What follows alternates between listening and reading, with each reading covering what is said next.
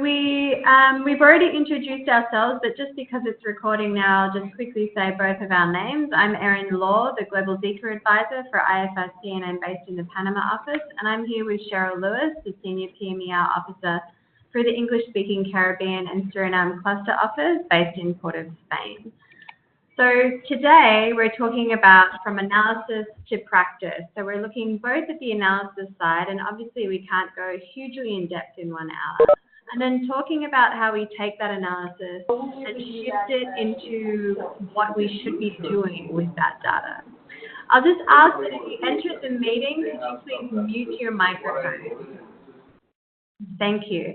So this is the 6th and final webinar on this topic. Thank you for those people who are attending. We know that we had to change the dates of this one from the 14th of February until now, so we appreciate you still making yourself available to come along.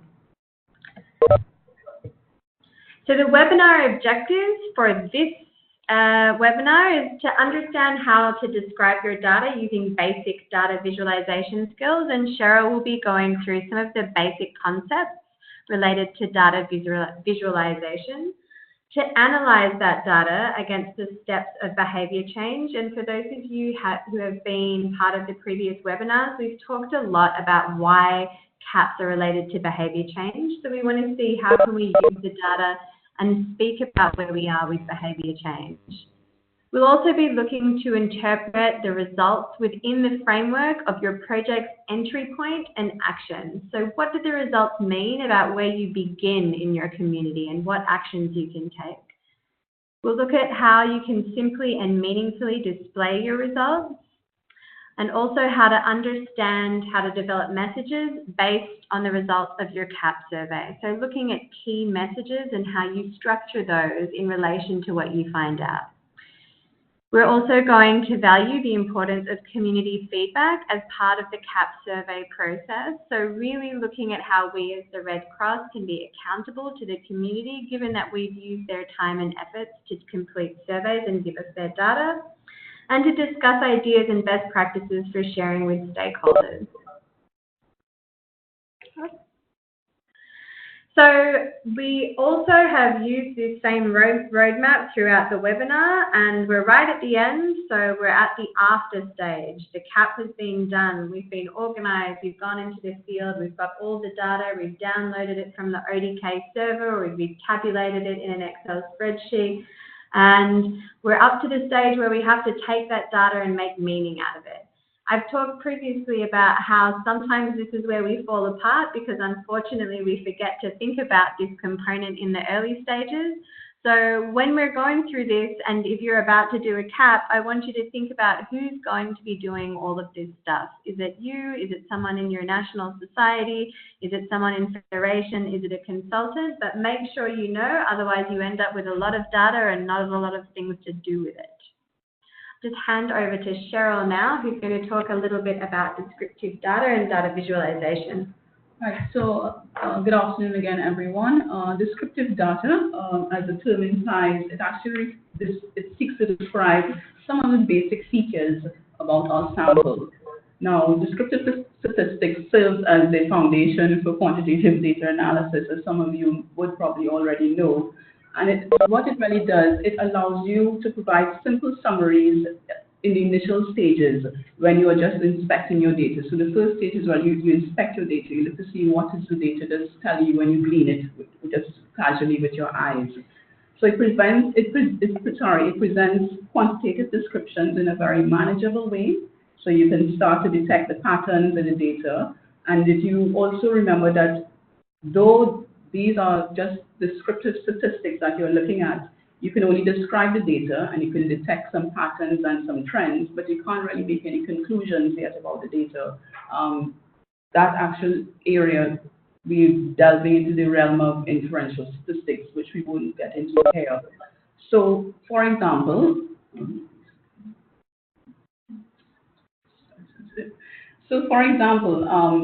when we look at our demographic statistics that we would have obtained from our sample, you would recognize that some of the key characteristics would be the sex of the individual, maybe the age range, and possibly the income level, which we would not have selected in this particular case. But we can actually use that data to create a pyramid, which is really a graphical illustration which shows the distribution of the sexes, the two sexes, and the various age groups. You can actually make comparisons with with other more recent census data that you would have probably collected from a previous census, and you can assess whether there is any variation in terms of with regard to the pattern of the population pyramid versus your sample, the sample that you would have collected via the survey. So your descriptive data can also be categorized based on a number of variables that can be also assessed, other variables that can be assessed. So you can, sorry, thank you. Okay, so whether you're examining only one variable, you can use a univariate analysis, or you're looking at two variables, bivariate, or you're looking at more than two variables, a range of variables at the same time. And therefore, using this method, you can actually try and do just a very simple overview of what the data could probably look like when you try to do this sort of simple statistical analysis.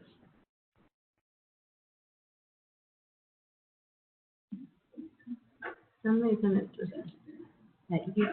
okay. All right, so data visualization now. Well, we all know that we live in a world of large amounts of data, volumes of data, what has now become known as big data. So the whole process of data visualization enables you to just do that, see your data. And visualization has actually become an increasingly powerful tool that allows us to make sense of the trillions of rows of data that is generated on a daily basis. And it is also a core part of the whole area of exploratory data analysis. So visualization enables you to see and curate your data in a form that it makes it easier to understand. It highlights the trends and any other outliers. It helps you examine and scrutinize the data more carefully. By the process of visualization as well, you can also identify patterns that may exist in the data. So you are able to, whether you want to compare values, as I mentioned before, you're probably comparing maybe one or two variables. You can analyze trends. You can or show the individual parts that would make up a whole in terms of the range of variables that you're looking at. So there are a variety of tables and various data graphics that you're going to actually use for presenting your quantitative data.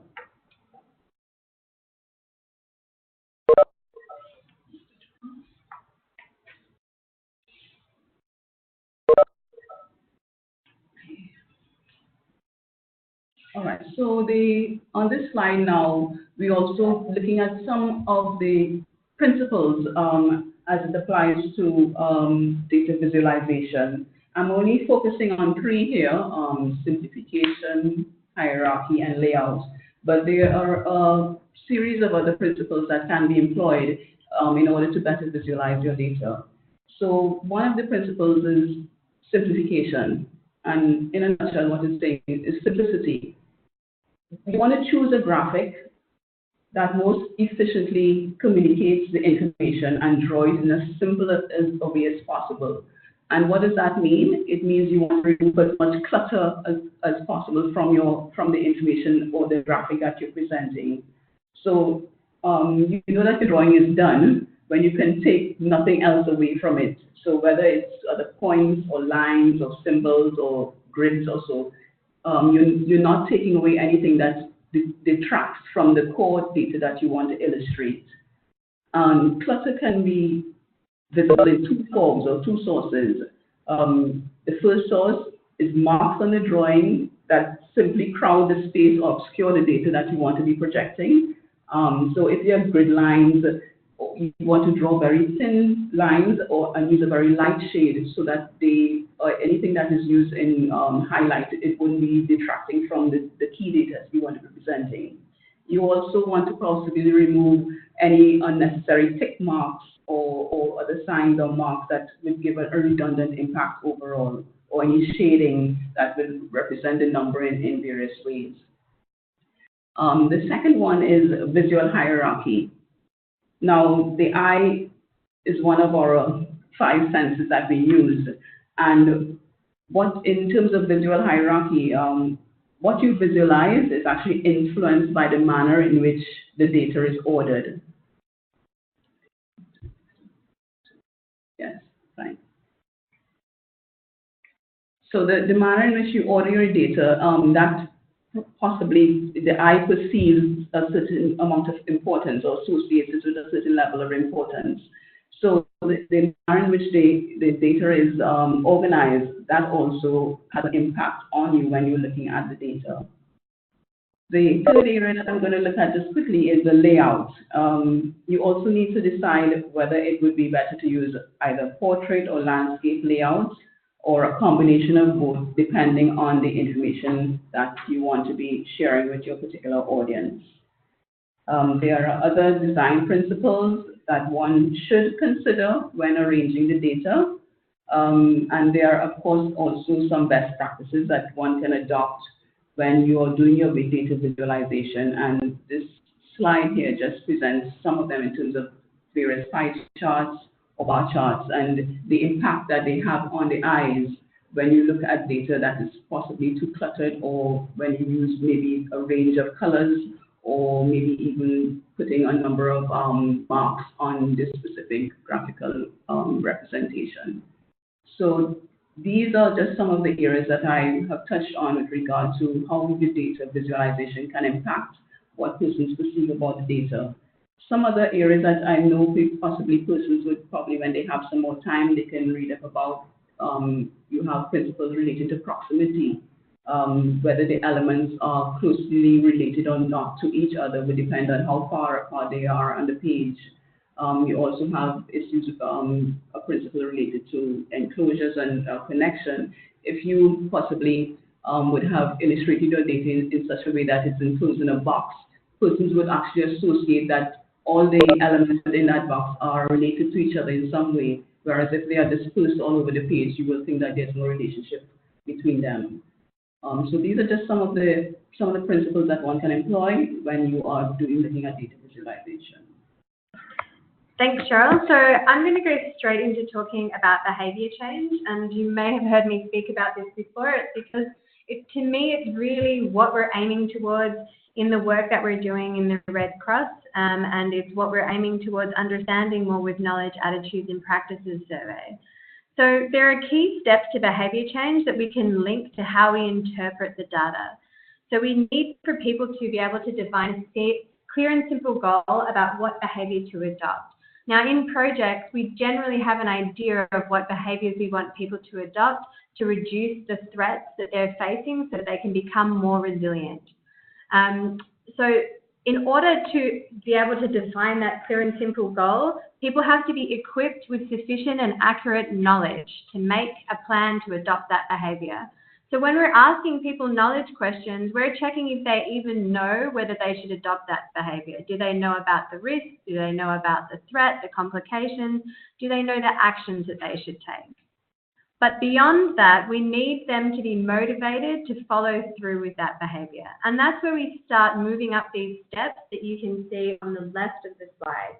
So we start at knowledge, where we have to make sure that people are informed, but then people have to move through approving the behaviour. So if you give them a behaviour that you think that they should undertake to increase their resilience, they have to approve of that in their mind in order to intend to do it and then put it into practice.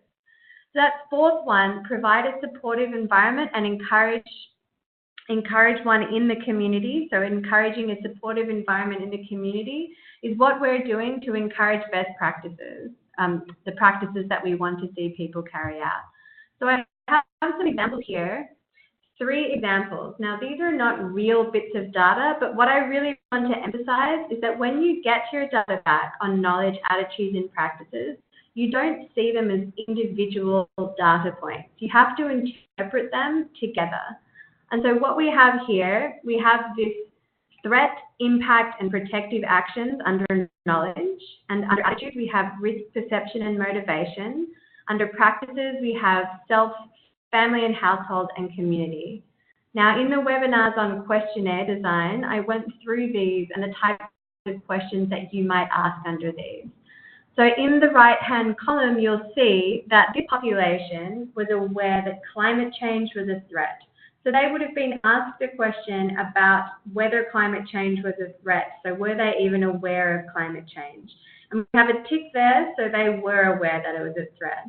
But you can see that they didn't know what the impact of climate change would be or what they could do to mitigate that risk. So they had no idea of the protective actions they could take, and they weren't really able to identify what would happen if climate change happened in their community. So even though they're aware of climate change, their lack of awareness about that impact or any protective action they could take means that they have no motivation to take action. They can't perceive a risk if they don't even really understand what the risk might be. They would be completely unmotivated to take an action because they're not even sure what those actions would be.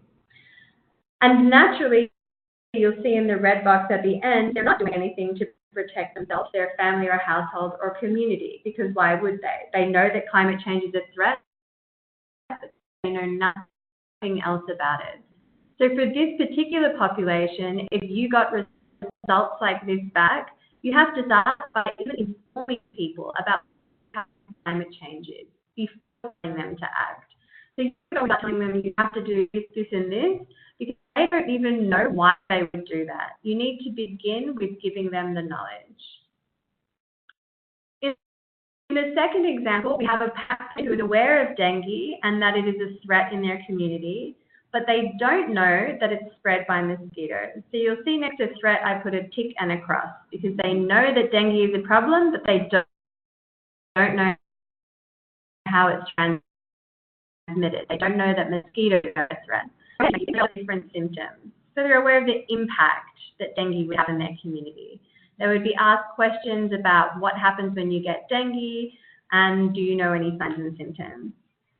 But because they don't know anything about how it is spread and that it's spread by mosquitoes, they're unsure of which protective actions to take. They believe in attitudes. They believe that their family is at risk of dengue. So they have a risk perception. They're worried about their family getting dengue. And they're worried that it will make them or their child sick. Now that second one is important because that's their motivation for action. You're not going to act on something unless you are actually concerned about it. So we have them knowing that dengue is a threat, not knowing how it's transmitted, but we could get them quite motivated to take action because they are concerned about it. Because they don't know that it's spread by mosquitoes, they're not taking any of the practices to protect themselves, their family and household or community. So here, the population, when you start working with them, the focus is on explaining the transmission of dengue. You don't have to start from the beginning and explain this is dengue, this is what it is. You can actually start by saying, look, we know that you're worried about becoming sick from dengue, and the reason that you would get dengue is mosquitoes because they transmit the disease. And then you can give them some of the actions they can take to prevent transmission.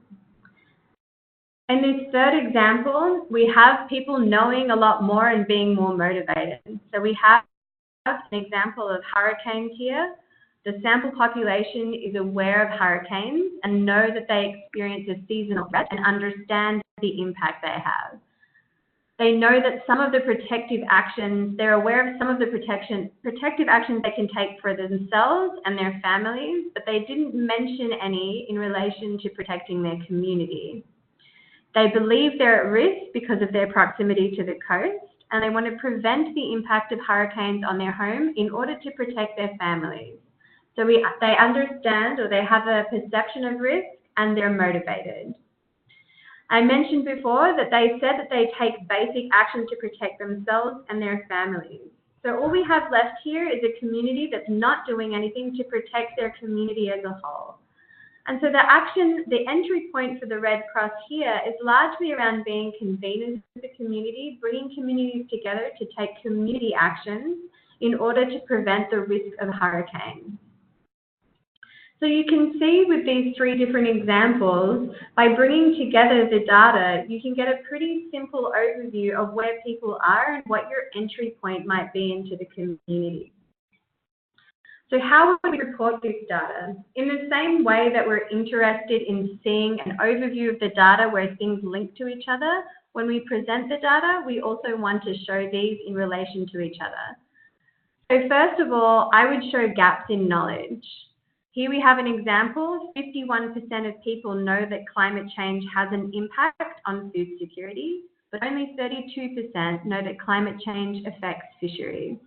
You can see I've used a pie chart for this, and there's only 2 categories in the pie chart.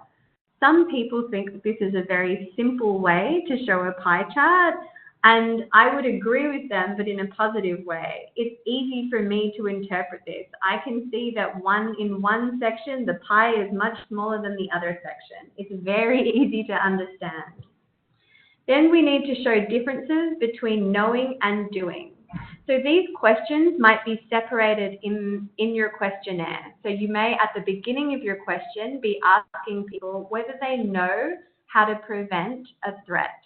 But then later on in the questionnaire, after attitudes question, you may ask them, what do you do to prevent this threat? Seeing that data together gives you an understanding of their motivation and their attitude to action.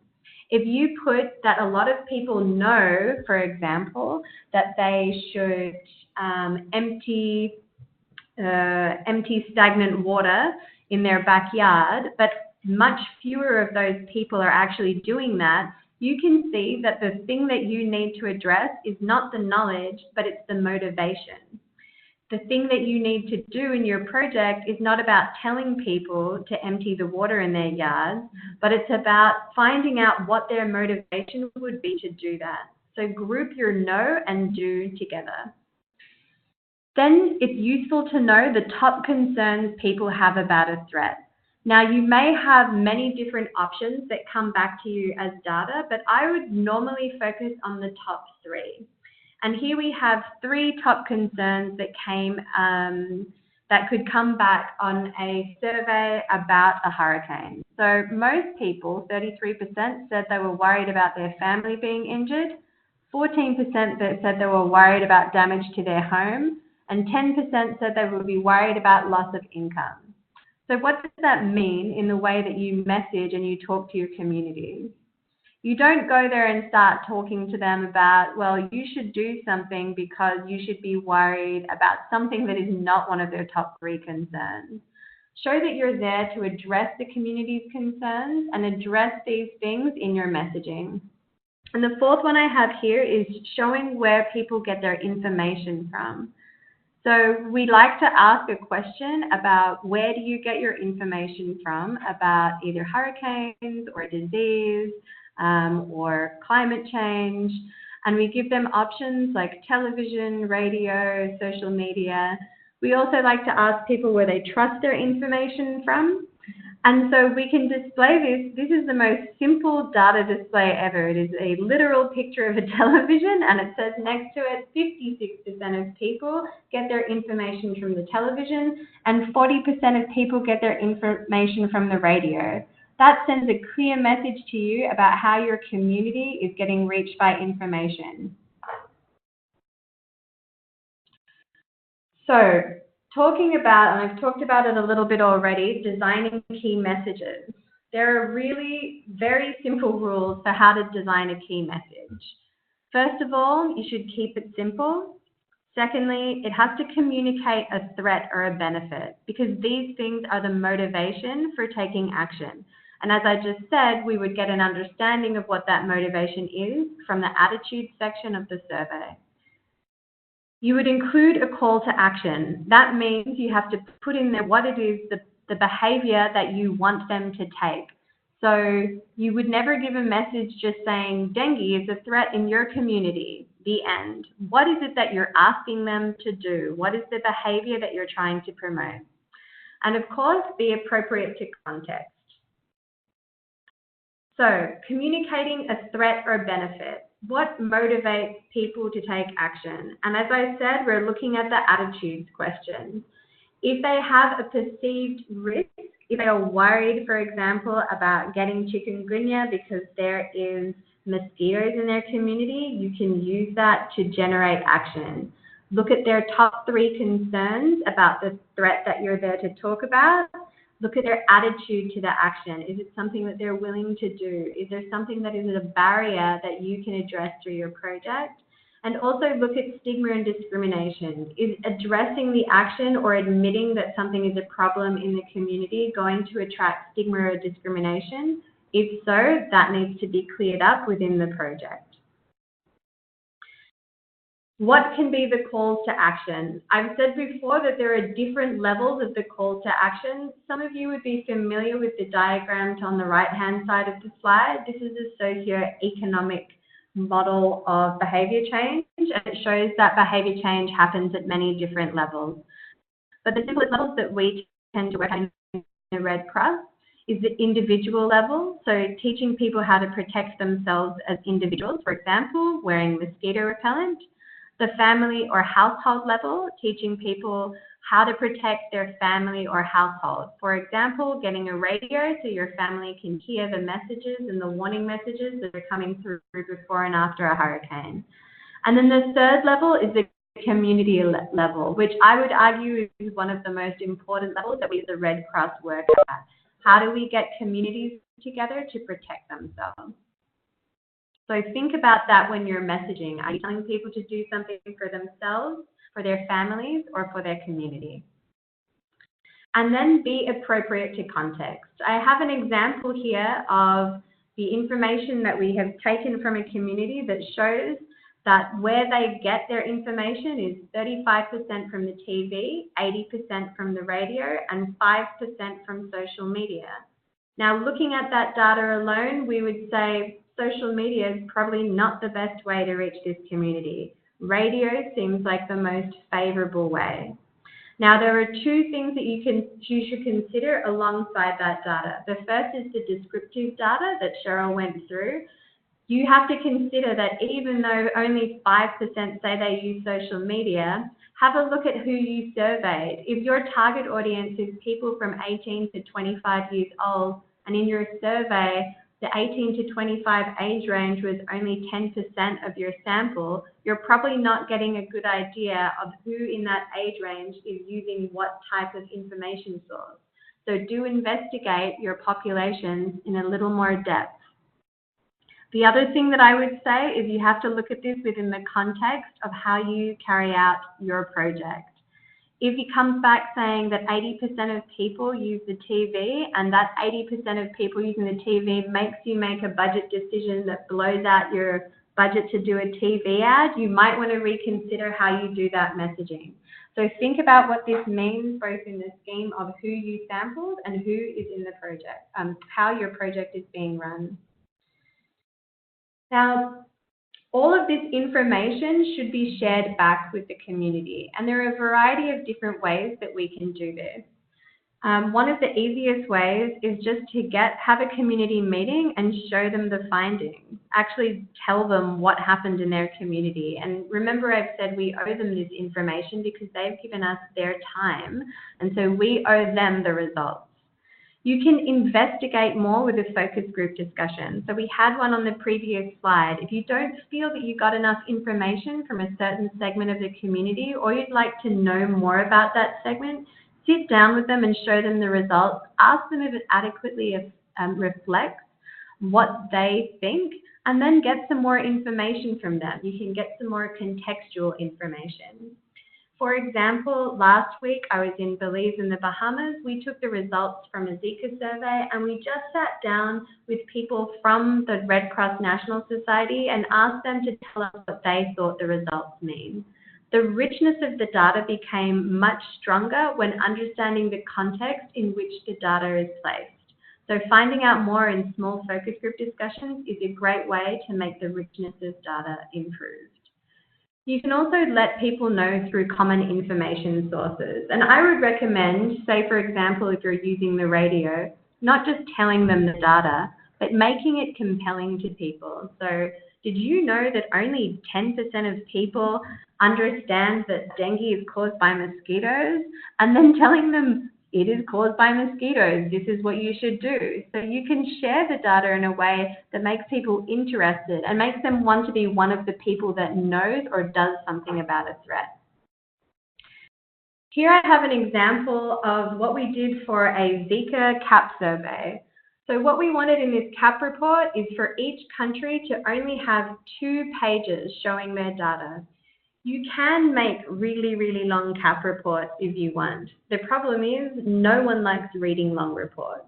So we really wanted to get all that information on 1 page. Now this of course doesn't follow all the rules that Cheryl gave us, but it makes a strong attempt at making the data look as simple as possible.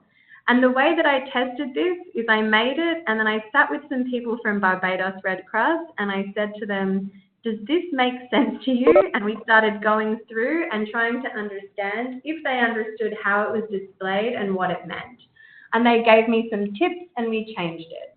So I would recommend that you present your data in your final report to some people who haven't been staring at the data all day, because when you start staring at your data constantly, you start thinking it all makes sense and then someone else looks at it and it makes no sense at all. These are now being used in national societies to just talk people through the data and do really small focus group discussions on what people think and giving us more context. So when you consider how you're going to display your reports, think about the way that is going to be most useful for you to have discussions about, not long reports. I'm just handing back to Cheryl because she is the queen of reporting and is constantly receiving reports and trying to make them better. All right, so what makes a good report? So we have a new acronym here as well to follow, CLARE. C for concise. I believe Erin made reference to it as well. No one really likes or has the time to sit down and read very long reports. So your report should be as long as it needs to be. It's not necessary or ideal to include any additional clutter or to ramble on a particular subject matter if you know it's of no value, it's not really adding any value to the report or to the area that you're discussing. So it's important to be as concise as possible. Logical, L for logical. You need to ensure as well that it makes sense in terms of both the structure and the content of the report. So the flow of the information, the manner in which you structure your report, starting with your table of contents, whether you're using an executive summary, you outline your methodology, your limitations, and then you start to sectionize your report, whether under specific section headings or short chapters. But you need to ensure that there's a logical flow. And if the report is so properly structured, the flow of information to persons who are reading it will be actually clear to them as well, and they can actually see the build-up into how you get to your final data findings. So structure and content are important. E for effective. You need to be effective and to the point. Ensure that you refer to your objectives at all times during as you're going through your report, so that persons can always relate and tie back what it is you were trying to reach to from the inception. So you need to be effective in terms of how you're actually carrying out that piece of work, ensuring that the information that you're providing is appropriate and relevant. Accuracy and appropriateness. Well, for A for accuracy, again, making reference to that is also tied into being effective, how accurate you are, and how appropriate, both the language in terms of appropriateness and accuracy in terms of your data analysis that you would have done. And the last are readable. You want to ensure that it can be easily read by all the various audiences for whom you want to present that particular report. So these are just 5 short elements that will sort of guide persons when they're putting together or trying to compile a decent report. Sharing your report with your stakeholders.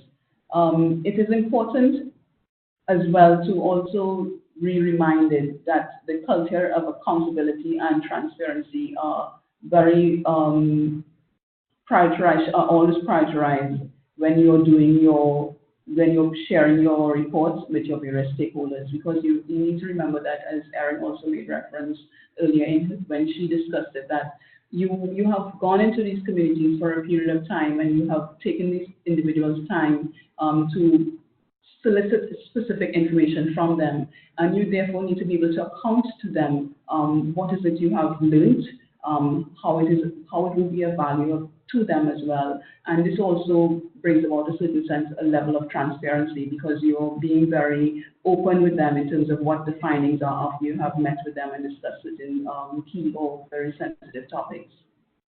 So the format and the content, again, is also should be tailored to your particular audience. Who are your stakeholders? Are you going back to speak with community members? Are you liaising with the policy makers or members of government? So your report has to be tailored in such a way that those particular audiences can actually associate with the specific language that you're using in the report.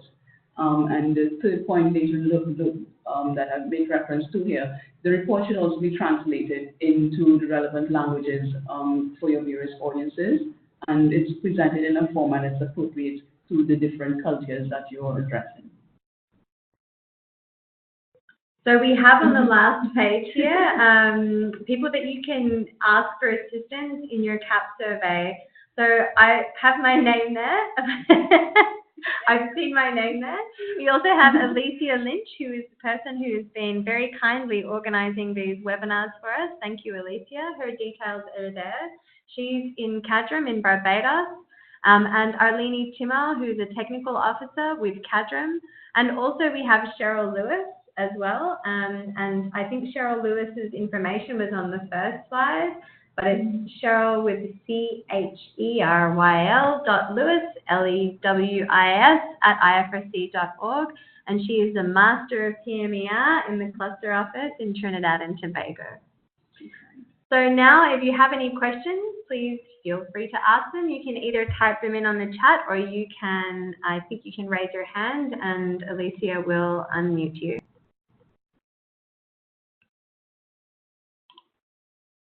Just to let everyone know, I've been having conversations with Alicia Lynch and Renette Royer about the webinars, and they've let me know that we are going to make sure not only that the recordings are out, but we're going to look at how we can make them more accessible, so to have scripts for them as well.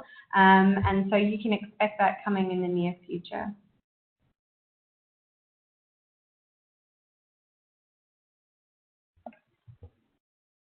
All right, if there are no questions, I think we'll wrap up there. Alicia, I'll hand over to you just in case there's anything else that needs to come from CADRM's end. All right, I am hearing, hi everyone. There is a question from somebody. So the question is, could you relate a questionnaire with the 3 examples you showed today? Could I relate a particular questionnaire? Okay. Yes. Or a question, 3 examples that you showed today.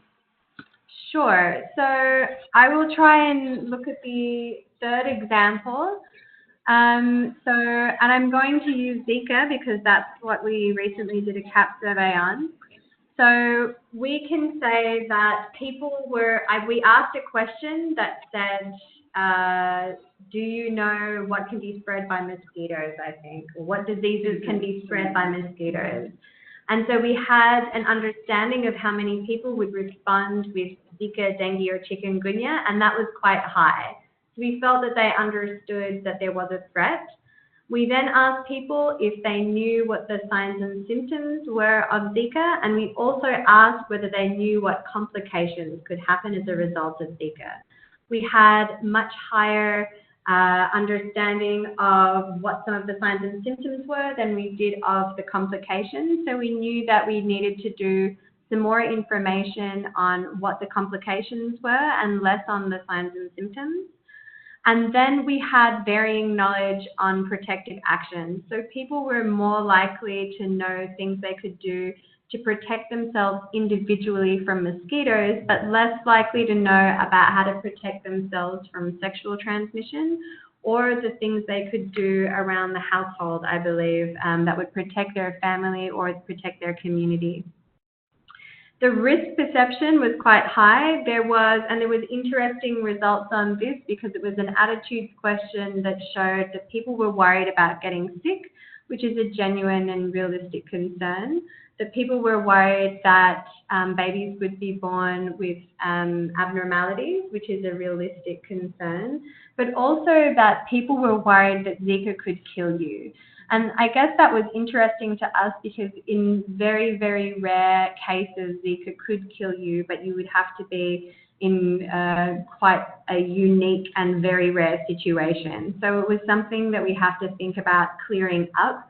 So we don't want the motivating factor for action being something that's incorrect. For practices, there was a question, and it didn't actually define the difference between self, family, and community. But the question was, what do you do to prevent yourself from getting Zika, dengue, or chikungunya, or is a question like that? And we saw that more people were doing things to protect themselves than they were to protect their community. We also had a separate question on what they're doing in their community to protect their community. And we found that while people were doing things around their homes, so for the first question, they would say, I'm cleaning up stagnant water, I'm making sure that the things that contain water are covered. When it came to what are you doing to protect their community, we weren't seeing examples of people being parts of the types of activities where they were cleaning up public spaces. So we got the impression that people knew what to do in their homes, but that we as the Red Cross need to do more to bring communities together to clean up those shared spaces that might otherwise be threats to them because they've not been cleaned up and they're breeding mosquitoes there. So that's kind of how we related all of those results together, but we talk about them all together as well when we talk to national societies and to the staff and volunteers about what these results mean. And we're kind of in the process of going through that now. So on that, I guess I would just like to add that once the report is out, that doesn't mean the work is finished. The report for us was published at the end of December, and we're still in the process of rolling out the results, both interpreting them with communities and volunteers and national societies so that they understand and can contextualize that information, and thinking about how they impact the way that we'll do our messaging. So the report does not necessarily represent the end of the work on a KAP, but really just the beginning of how you can improve your project or program. Thanks, Alicia. I hope that answered the question. Yeah. Hi. Right, so we have another question here. Sure. Right, how much time do you recommend to perform a second survey from the baseline exercise in order to find accurate results in the assessment? This is a very difficult question. So it really depends on a lot of different factors. And one of the main factors that we think about in health in terms of the frequency of the survey is how we look at whether it's an emergency or a development situation. So in the midst of an outbreak, especially if it's a new outbreak, information, knowledge, attitudes, and practices are changing weekly, if not daily. So if you're in the midst of a disaster or right after a disaster or an outbreak, if you can do short and simple KAPs, so I'm talking very few questions, 10 to 15 questions, in areas, you can get an idea of what's going on in those communities every 2 weeks. So maybe after a disaster or an outbreak, you're looking at 2 weeks, and then another 2 weeks, then a month, and then 3 months, and then 6 months. So you expand that as you go as people move into recovery. So you get an idea of how that knowledge is changing and how those practices are changing and how you as a program have to change. That being said, that needs a commitment from organizations like our own to have the skills to be able to do KAP, because in the aftermath of a disaster, the last thing that many people are thinking of is, hey, we need to go out there and do a survey.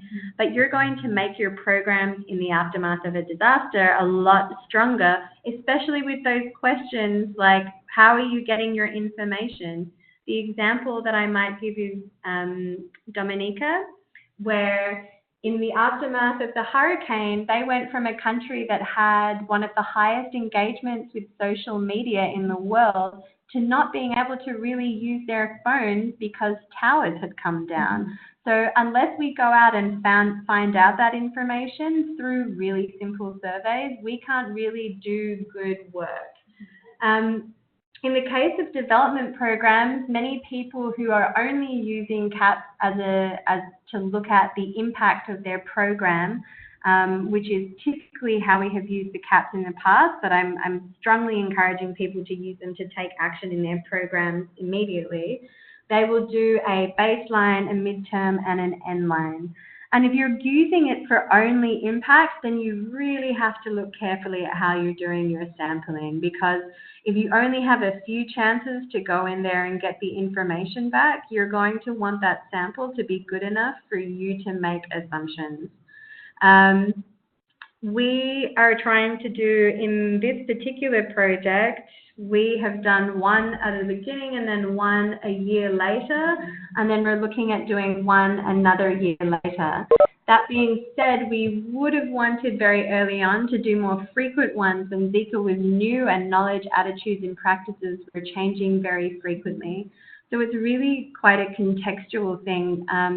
You also have to look at how fast is your program running. If you do a knowledge, attitudes, and practices survey and you're expecting to see a change in 6 months, but 6 months later you're still waiting, to sign an MOU and no one started any activities, then you're not going to see any change 6 months later. And if you do, it definitely wasn't your work. So there's lots of different variables to think of when you think of how far apart they should be.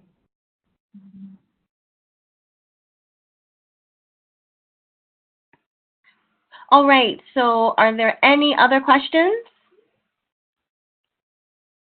If there are no other questions, I guess we can go ahead and bring an end to this webinar and to the webinar series. Thank you very much, Alicia. It's much appreciated, and we feel very happy to be part of this, and hopefully there's more successful webinars in the future. I too would like to say thank you. This has also been quite a learning experience for me, and I welcome the opportunity to participate in some more later on. All right, everyone. So thanks for attending. The video will be loaded onto YouTube, onto our channel as soon as possible within the next couple of hours. So you can look out for it there or in our newsletter, which we'll send out shortly. All right, so thanks very much again. Bye.